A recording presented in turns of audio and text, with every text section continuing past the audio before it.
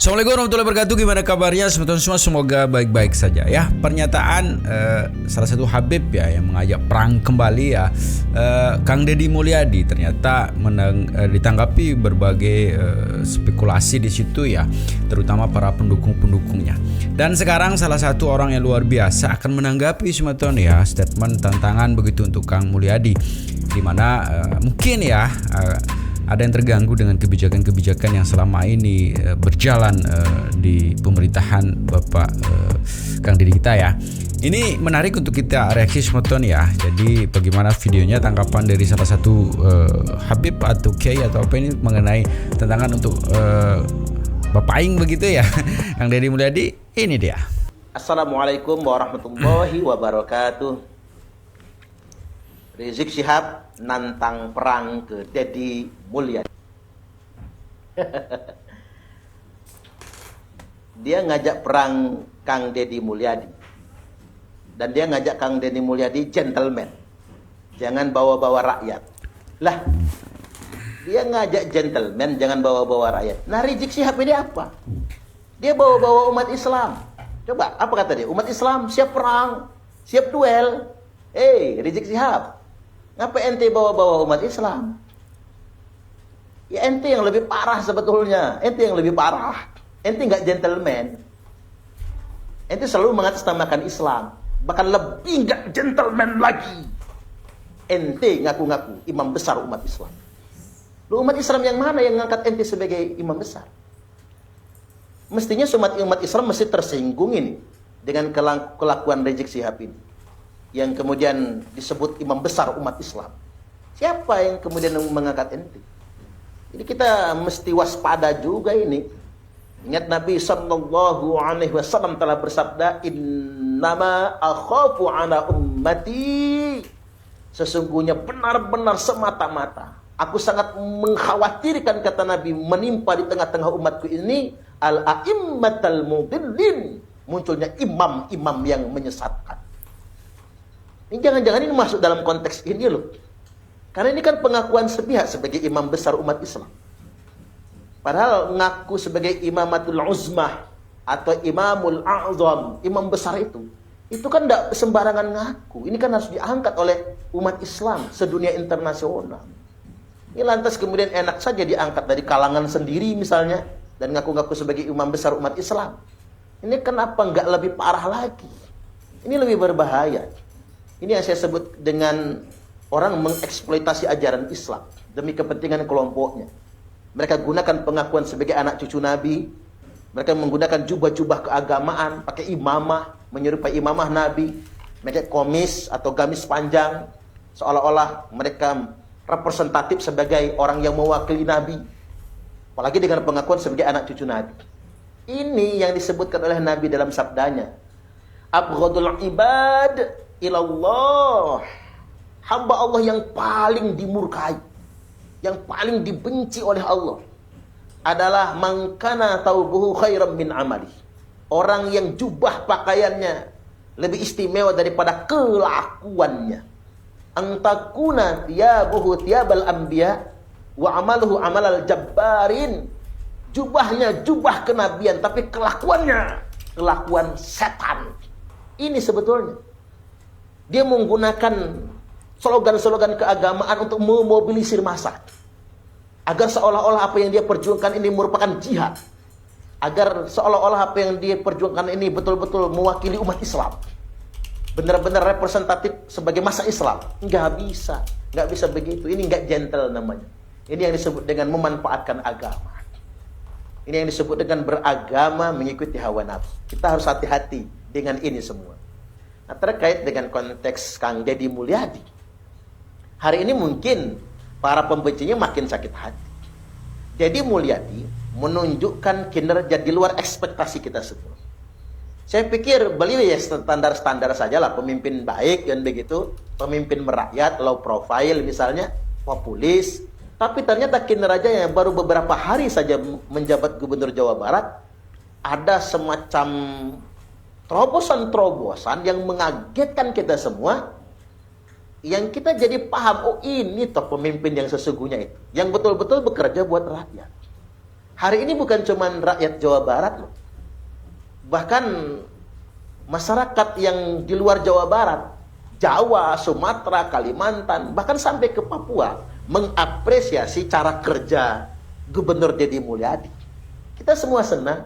Di satu sisi beliau memahami tugasnya sebagai seorang kepala daerah, dan beliau betul-betul mengedepankan kepentingan rakyat tanpa harus melanggar undang-undang. Jadi sosok beliau ini menurut saya orang yang bisa bekerja. Orang yang bisa bekerja dalam konteks bisa mengeksekusi visi dan misi beliau. Jadi tidak cuma mengambang, bukan cuma slogan membela kepentingan rakyat, tapi betul-betul dieksekusi secara nyata dalam kebijakan langsung tanpa harus melanggar undang-undang. Ini kan keren sebetulnya. Dan banyak ide-ide brilian yang lainnya yang mungkin mesti dicontoh oleh kepala daerah yang lainnya. Kemudian yang berikutnya, beliau juga mengakomodir kearifan lokal. Kearifan lokal, tradisi Sunda, tradisi Jawa Barat, tradisi leluhur mereka, nilai-nilai tradisional yang oleh sebagian orang dikafir-kafirkan, dimusyrik-musyrikkan, dibid'ah-bid'ahkan, justru dijadikan nilai-nilai luhur kearifan lokal. Ini kan keren. Jadi Islam itu tidak harus kemudian menghukumi tradisi. Menurut saya Kang Deddy Mulyadi ini betul-betul mampu memadukan antara nilai-nilai keislaman dengan kearifan lokal. Tidak pernah membenturkan antara agama dengan budaya. Dan ini keren, pemimpin harus begitu. Jadi memang benar ya, pemimpin harus begitu ya. Jadi selama saya juga melihat kinerja daripada pemimpin sebetulnya, yang langsung kita lihat itu yang turun, dan banyak video yang ada di Kang Deddy begitu, bagaimana beliau memperhatikan masyarakat. 2 periode dari bupati jadi wakil bupati, kemudian sekarang jadi gubernur. Sekian banyak video yang sudah kita tonton sebetulnya. Ada juga yang kemarin ada yang tidak suka, mengatakan bahwa itu pencitraan. Tapi secara pribadi saya mengatakan, terlepas itu sebuah pencitraan begitu ya, kalaupun itu sebuah pencitraan begitu, itu bagi saya itu tidak masalah ketika memang yang dia perbuat sekarang itu luar biasa. Karena banyak yang kita lihat pemimpin di sana yang melakukan pencitraan sebelum menjabat begitu, sudah menjabat beda cerita. Ya, itu namanya pencitraan. Tapi kalau konsisten yang dilakukan oleh Kang Deddy dari beliau dari bawah begitu sampai sekarang menjabat sebagai gubernur itu konsisten dia lakukan, bagaimana turun langsung ke masyarakat, apakah itu masih dibilang sebuah pencitraan? Ya, jadi secara pribadi ini juga menimbulkan rasa iri dari masyarakat yang lain, termasuk saya pribadi begitu ya. Enak ya kalau punya pemimpin seperti itu, yang bisa membaur, yang bisa kita ketemu langsung setiap saat begitu ya, yang tidak dibatasi oleh beliau sebagai gubernur. Beliau tuh berbaur sama masyarakat. Ini hal yang luar biasa lah ya. Ketika salah satu video di mana beliau mengangkat sendiri itu beras ya, untuk dia melihat sebelumnya warganya yang tidak ada dia pakai untuk memasak begitu ya, diangkat sendiri. Saya ingat salah satu cerita dari salah satu sahabat Nabi di Umar bin Khattab ya, di situ yang begitu juga caranya. Ini hal yang saya tidak menyamakan begitu, tapi antara apa yang dilakukan itu ya hampir-hampir mirip lah. Karena kita nggak bisa menutup mata juga, ada loh pemimpin-pemimpin yang seolah-olah Islami kan begitu ya, membentur-benturkan nilai agama dengan nilai kearifan lokal. Bahkan ada di Jawa Barat juga seorang bupati yang nyegel gereja. Kok bisa ada kepala daerah nyegel gereja? Dia bukannya kemudian menyediakan fasilitas terhadap umat beragama untuk beribadah dengan baik, malah dia nyegel gitu loh. Padahal yang namanya pemimpin itu kan milik semua agama. Umat Islam, umat Nasrani, Katolik, Kristen, Hindu, Buddha, Konghucu, yang mesti difasilitasi semua. Mereka nyaman dalam beribadah, bukan malahan menyegel dengan alasan ini, itu, dan lain sebagainya. Dan justru Kang Deddy Mulyadi muncul sebagai pemimpin yang betul-betul pemimpinnya rakyat Jawa Barat. Apapun agamanya, apapun sukunya. Dan betul-betul menghargai budaya, sekaligus juga menjunjung tinggi nilai-nilai spiritualitas keagamaan. Ini kan keren, ini keren. Harus dicontoh yang sedemikian rupa. Lah kok kemudian Rizik Syihab dan konco-konconya kemudian jadi kepanasan, nganggap dia sebagai musuh Islam dan lain sebagainya. Kami dari Lampung dan mungkin dari belahan Nusantara yang lain, Kang Deddy Mulyadi mendukung panjenengan. Istilah orang Jawa Barat apa? Bapak Aing.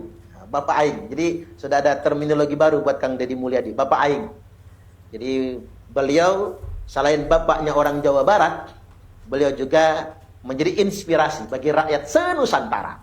Bahwasanya masih banyak betul harapan, masih banyak pemimpin bangsa ini yang merakyat, membela kepentingan rakyat. Tidak gimmick gitu loh. Merakyat itu gak gimmick. Kan ada sih yang merakyat itu gimmick gitu. Setelah menang lupa sama rakyat. Nah, kalau beliau itu tidak. Justru begitu beliau menang, dilantik sebagai gubernur, beliau tidak bisa tidur nyenyak lagi. Langsung start. Bagaimana menunjukkan betul membela kepentingan rakyat Jawa Barat. Nah, ini keren. Bisa dicontoh oleh semua pihak sebetulnya. Bisa diteladani yang sedemikian rupa. Ya memang begitulah pemimpin. Sebagai pelayan masyarakat. Bukan minta dilayani. Tapi betul-betul melayani masyarakat. Antara ketegasan dan kebijaksanaan sejalan. Antara kepedulian sosial dengan taat terhadap aturan undang-undang. Itu mesti dipadukan sedemikian rupa. Dan ini representatif pada Kang Deddy Mulyadi. Itulah mengapa 7 golongan manusia yang akan mendapatkan naungan dari Allah. Sab'atun yudhilluhumullahu fi dhillihi yauma la dhilla illa dhilluh. 7 golongan manusia yang akan mendapatkan teduhan, naungan dari Allah. Pada hari tidak ada lagi naungan kecuali cuma naungan Allah, yakni di akhirat, di hari kiamat nanti. Yang nomor 1 itu adalah imamun adil, pemimpin yang adil. Imamun adil itu adalah orang yang bekerja sesuai dengan peran dan kekuasaan yang diberikan kepadanya. Kita jangan salah loh.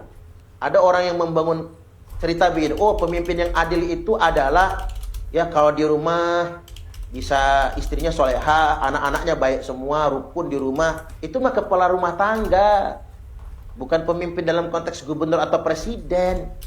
Oh pemimpin yang adil itu, imam yang adil itu adalah yang rajin baca Quran, bacaannya bagus, bisa ngimamin sholat. Itu mah imam sholat. Pemimpin yang adil dalam konteks ini adalah pemimpin yang menjalankan amanah dengan baik. Sebagai pelayan masyarakat. Dia tetap taat rambu-rambu undang-undang, aturan yang berlaku. Kemudian sejalan dengan itu, dia betul-betul berjuang untuk mensejahterakan rakyat. Nah, mudah-mudahan para pemimpin di Indonesia masuk dalam golongan yang pertama ini. Yang mendapatkan naungan dari Allah, yakni pemimpin yang adil. Kita hari ini kan lelah. Negara kita ini korupsinya bukannya tambah berkurang, tambah gede aja. Ada aja temuan. Itu yang ketemu. Gimana dengan yang tidak ketemu? Kita negara yang kaya, mestinya kita semua sejahtera. Dengan sumber daya alam yang ada ini, mestinya negara kita negara sejahtera. Tapi mengapa kita masih sangat miskin? Bahkan upah minimum di negara kita terendah nomor 6 sedunia internasional. Melarat dong kita. Ini negara melarat kita ini. Belum lagi diukur dari income per kapita. Kita negara miskin sebetulnya. Padahal pada kenyataannya kita semua kaya. Kita punya batu bara, kita punya emas, punya timah, punya minyak bumi, punya semuanya. Lah Singapura saja negara kecil seuprit. Yang sawah sejengkal aja nggak punya, harga beras di sana lebih murah. Di sana orang yang kena PHK diberikan jaminan sosial gaji per bulan 72 juta di Singapura. Oke lah dia negara kecil, tapi kan dia tidak punya sumber daya alam sekaya Indonesia.